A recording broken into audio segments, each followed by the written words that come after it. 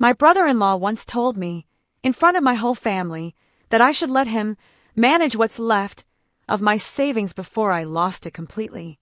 That was 4 years ago. 2 weeks ago, that same man sat in my kitchen and asked me for $200,000. He called it a loan. I called it something else. I called it evidence. My name is Elena Voss.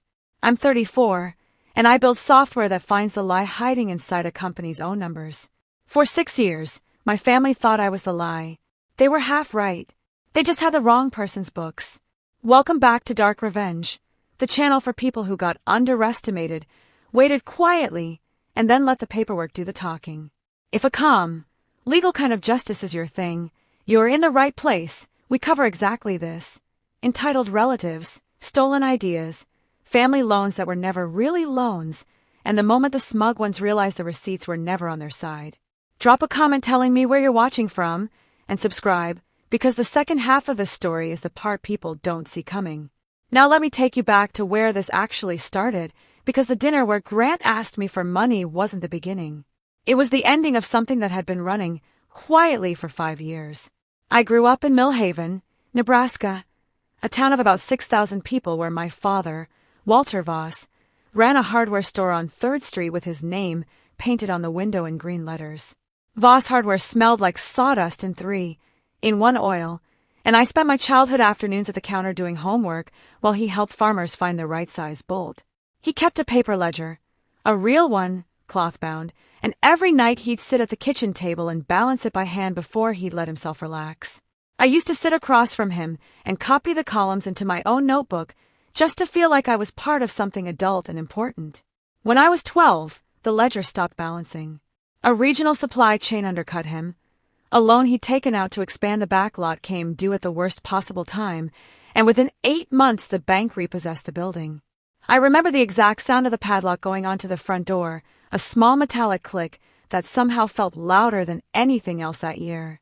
We moved in with my grandmother. My mother, Diane, took a job at the school cafeteria. My father never really recovered. He passed away 9 years later from a heart attack the doctors said had probably been building for a decade. After that, don't take risks wasn't just advice in our house. It was scripture. My older sister Rachel absorbed that scripture completely. She married young, and she married well, to a man named Grant Kimball, a financial advisor who wore his caution like a suit that had been tailored just for him. Grant liked to say that risk was just fear wearing a nice outfit. He said it at Thanksgiving. He said it at my college graduation. He was, by the family's account, the responsible one, the one who'd never let anyone he loved end up like Walter Voss. I went the other way. I studied computer science, worked nights, and took a job after graduation at a regional bank doing fraud detection analytics, building the systems that flag when a company's books don't add up the way they're supposed to. I was good at it. I liked the quiet certainty of numbers that couldn't lie even when people did. But 4 years ago, at 30, I did the one thing my family considered a betrayal of everything my father's failure had taught us.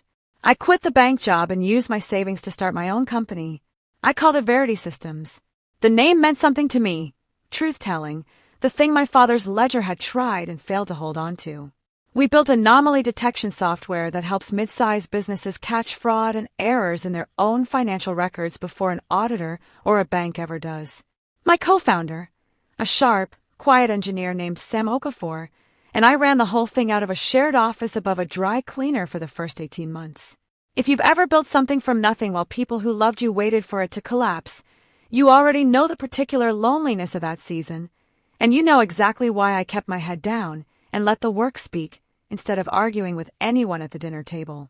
That first year was lean in a way that's hard to explain to people who haven't lived it. I put off dental work. I drove a car with 190,000 miles on it.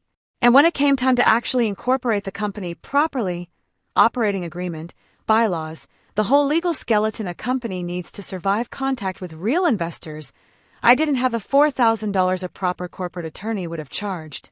Grant offered to help. He said it the way he said everything, smooth and generous sounding. I know a good business attorney, family rate. Let me handle it. Least I can do. I said yes, because saying yes was easier than admitting I was scared, and because some quiet part of me wanted him to see that I could actually build something real. The attorney was a solo practitioner named Denise Ochoa, an old law school classmate of Grant's.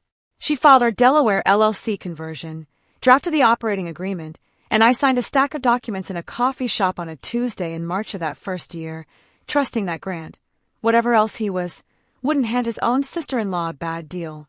I filed the paperwork away in a drawer and didn't look at it again for 4 years. That's the detail I want you to hold on to, because it matters more than anything else I'll tell you tonight. For the next 3 years, my family's opinion of Verity Systems ranged from polite disinterest to open concern. At Christmas, my mother would ask when I was going to get something stable again. At Rachel's daughter's birthday party, Grant liked to ask how the little project was doing in a tone that made little do a lot of work. I didn't correct them. I'd learned a long time ago that the loudest reassurance in a room is rarely the one that changes anyone's mind. I just kept building. We landed our first real enterprise client in year 2.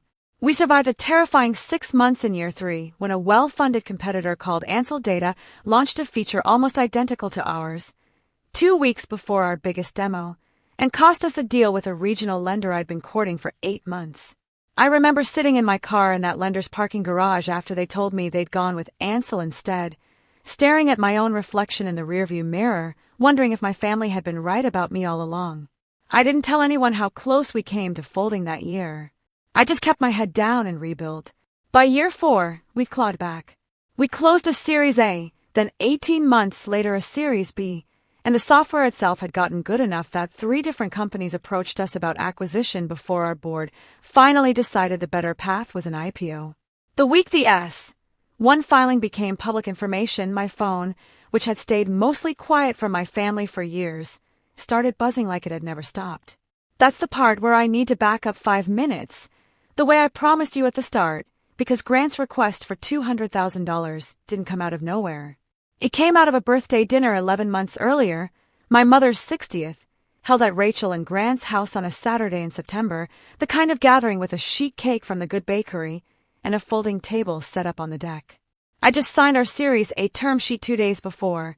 $4 million, real money, the kind of number that would have changed how that whole family talked to me if they'd known about it. I hadn't told them yet. Old habits. Dinner went the way it usually did. My mother asked if I was seeing anyone. Rachel mentioned her daughter's private school tuition in the specific tone people use when they want you to ask how much it costs. And Grant, 3 glasses of Malbec into the evening, leaned back in his chair and said, with real warmth, like he was doing me a favor, "You know, Elena, whenever you're ready to talk seriously about protecting what you've built, I'm here. No judgment. I just don't want you ending up like your dad." I said thank you, the way you thank someone for a gift you'll never use. But then Grant said something else, almost as an afterthought, reaching for the wine bottle. "How's the cap table looking these days? Still just you and Sam?" I want you to sit with that sentence for a second, because I did, for weeks afterward. Cap table isn't a phrase people use casually at a birthday dinner. It's a specific term for the document listing exactly who owns what percentage of a private company, and Grant said it the way you'd ask about the weather, and he knew Sam's name, a person I'd mentioned to my family exactly twice in 4 years. I filed it away the way I file everything, in the back of my mind where I keep the things that don't quite add up yet, and I told myself he was just a finance guy who liked finance words. I didn't have proof of anything. I had a memory and a bad feeling, which is nothing. But it was enough to make me notice. 3 weeks later, when Ansel Data, the same company that had beaten us to that lender 4 years earlier, announced a new fraud detection feature that matched, almost line for line, a roadmap item Sam and I had presented to our board exactly 9 days before. I didn't say anything to anyone yet. If you've ever had a small, cold feeling that something in your own family isn't what it looks like, you already know how badly you want to be wrong about it, and how carefully you start watching after that. Stay with me, because the next reveal is the one that turned a bad feeling into an actual question. 6 weeks after that birthday dinner, our Series A lawyers were doing what's called cleanup diligence, a routine legal review before the round closed, making sure every document in the company's history was in order. I got a call from our lead counsel, a careful, unhurried woman named Nora Bell, who told me she'd found something strange in our original 2020 operating agreement, the one Denise Ochoa had drafted back when Grant offered to handle it. Buried in an amendment dated 4 months after the original filing was a clause assigning something called a Class B advisory interest, 3% of the company, to an entity named GK Advisory LLC. I had never heard of GK Advisory LLC. I told Nora that. She was quiet for a moment, and then she said the sentence that changed the whole shape of the story. Elena, GK are your brother-in-law's initials. I sat at my kitchen table with the phone against my ear and felt something go very still inside me, the way a room goes still right before you realize the sound you heard wasn't the house settling. I asked Nora what the document actually said. She read it to me. It claimed the 3% was compensation for strategic advisory and legal facilitation services rendered during formation. I had never once discussed compensating Grant for anything. I had never signed anything with that language in it that I remembered. And I have always kept a ledger of everything important, the way my father taught me. So I went back through 4 years of my own notes, my calendar, my email. There was nothing. No conversation about equity. No mention of GK Advisory LLC anywhere in my own records, not once. If you've ever gone looking for proof that you're wrong about someone, only to find a folder full of proof that you're right, you know exactly the feeling I had sitting at that table. I want to tell you what I did next, because it wasn't dramatic. I didn't call Grant. I didn't call my sister.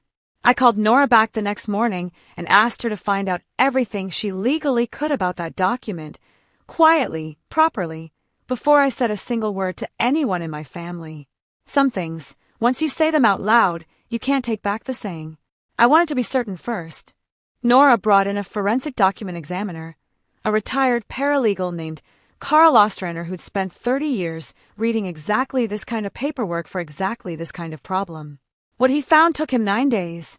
The amendment carried a notary stamp dated March of that first year, the same month I'd signed the original documents in that coffee shop. But the notary's commission, according to the Nebraska Secretary of State's public database, had expired 14 months before that date. It was a stamp copied from an earlier, legitimate document and pasted onto a new one, sloppy enough that nobody would ever have noticed if a $4 million financing round hadn't required someone to actually check. There was more. Carl pulled the formation records for GK Advisory LLC from the Nebraska Business Registry, filed publicly, available to anyone who bothers to look. GK Advisory LLC had been formed on February 3rd of that first year, 5 weeks before I ever sat down in that coffee shop to sign anything. Grant hadn't waited to see how the company would do before deciding he deserved a piece of it. He built the vehicle to take it before I'd built the company at all. I want to be honest with you about what I felt reading that timeline, because it wasn't rage, not yet. It was something quieter and stranger, a kind of vertigo, like realizing a hallway you've walked down 1,000 times has a door in it you never noticed. Everything Grant had ever said to me about protecting what I'd built, about not ending up like my father, had been said by a man who was already, on paper, the second largest individual stakeholder in my company, 5 weeks before I'd earned $1 of it. Here's the part that took the vertigo and turned it into resolve. If you've ever discovered that the person who called you reckless was the one taking the real risk with your future, without your knowledge, keep listening, because the deeper Nora and Carl dug, the worse it got, and I want you to hear all of it before I tell you what I did. Nora explained the legal reality plainly, the way good lawyers do. Because the notary stamp was demonstrably invalid and the amendment had never been ratified by a proper board resolution, something our original operating agreement required for any change of the size, the Class B advisory interest was very likely void under Delaware LLC law. Likely wasn't good enough for a company about to file for a public listing, though. We needed certainty on the record before the one went anywhere near the SEC. So we filed quietly for a declaratory judgment in Delaware Chancery Court, asking a judge to formally rule the interest invalid. That filing is public record the day it's made. Grant would know within hours. He called me that same evening.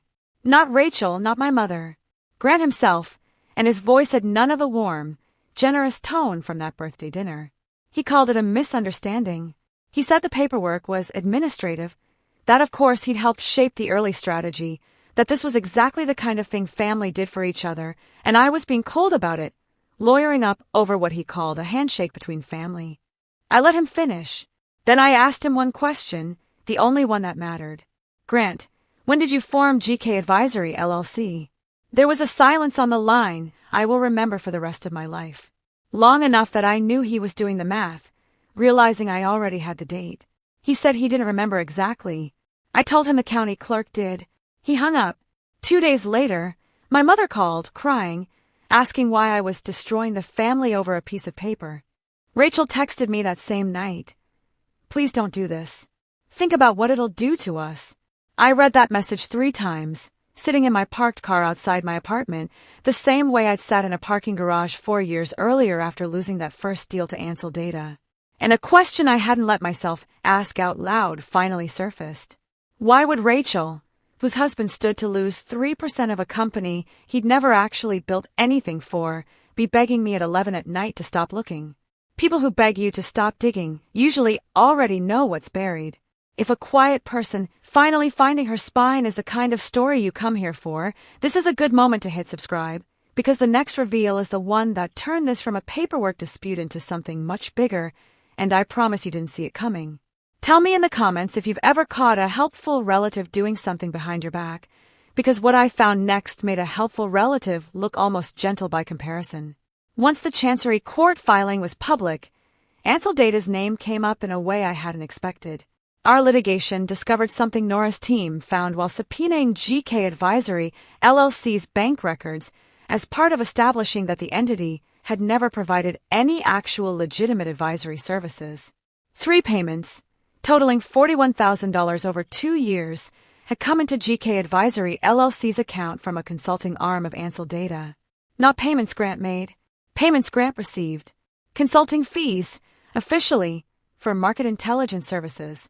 I sat with Nora in her office the day she told me this, and she slid a single printed page across the desk, the way you'd hand someone a lab result.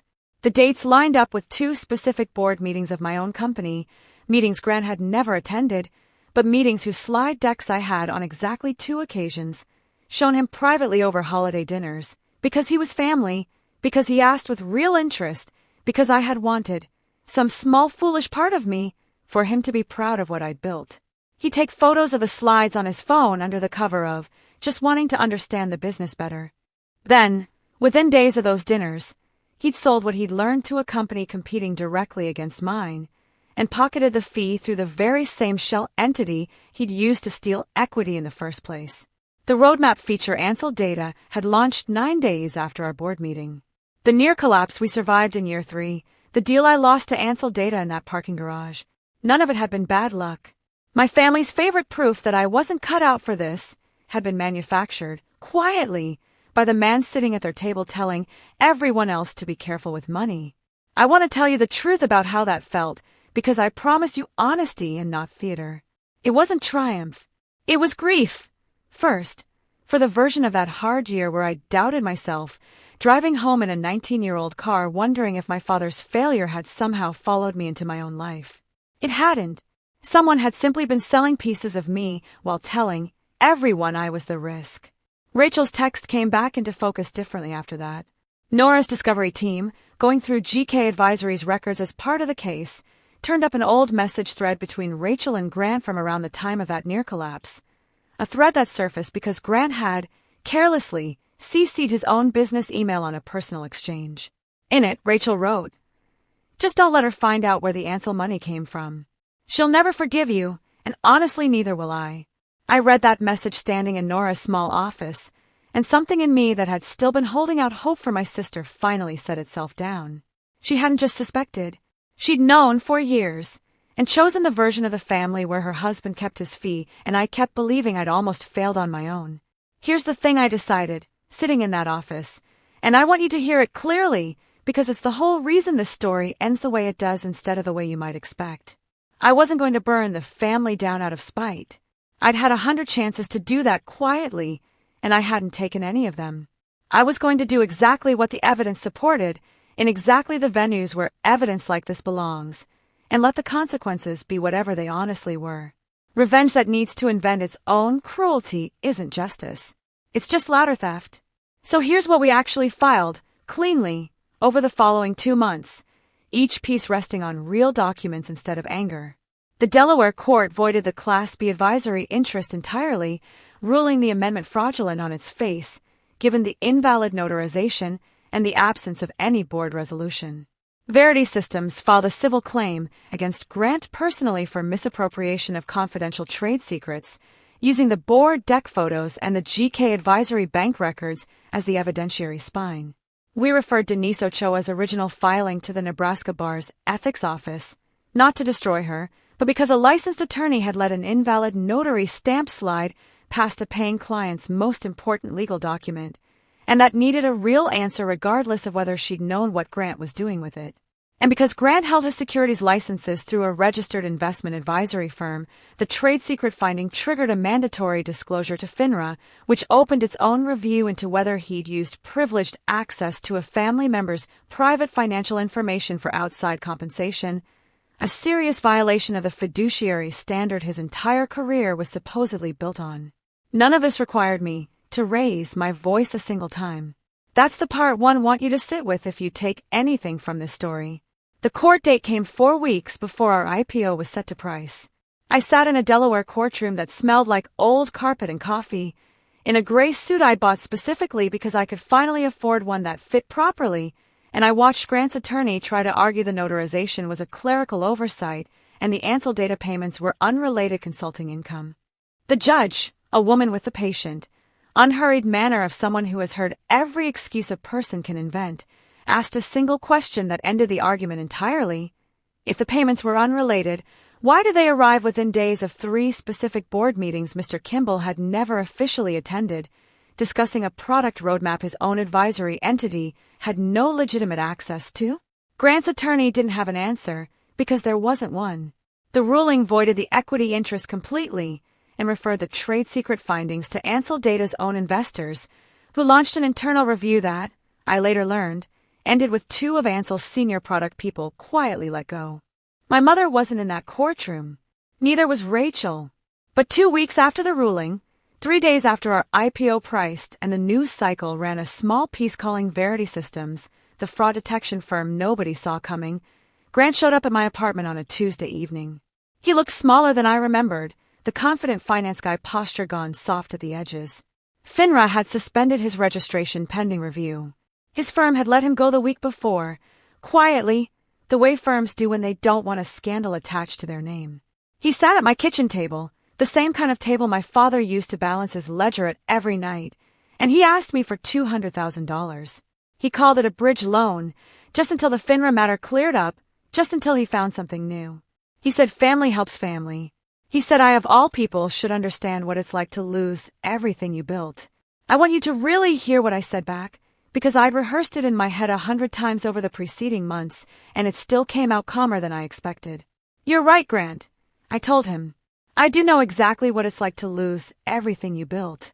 I lost a lender 4 years ago because someone stole my roadmap and sold it to a rival for $41,000. I just didn't know it was you until 11 months ago. I slid a single folder across the table, the same forensic summary Nora had first shown me, the dates lined up in black and white.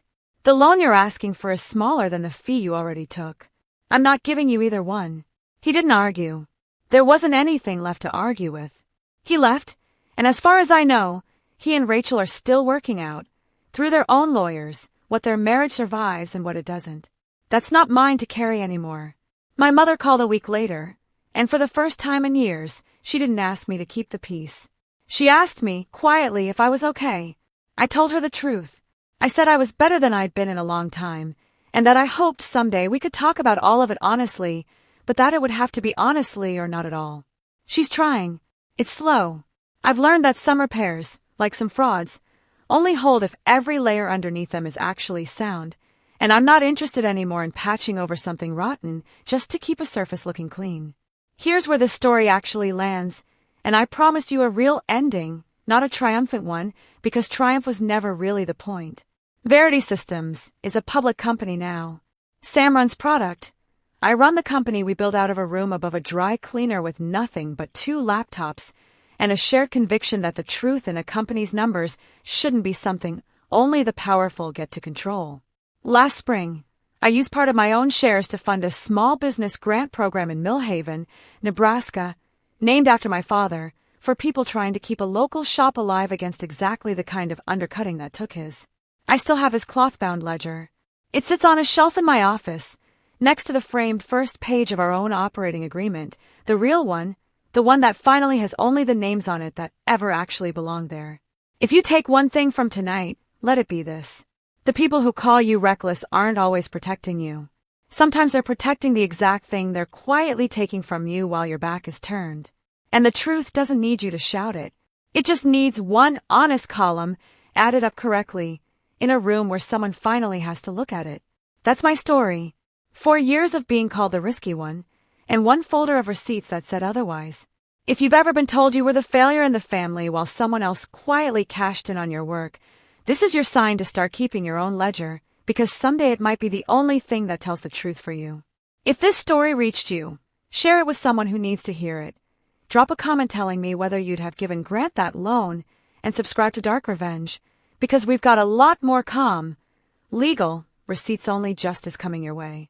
I'll see you in the next one.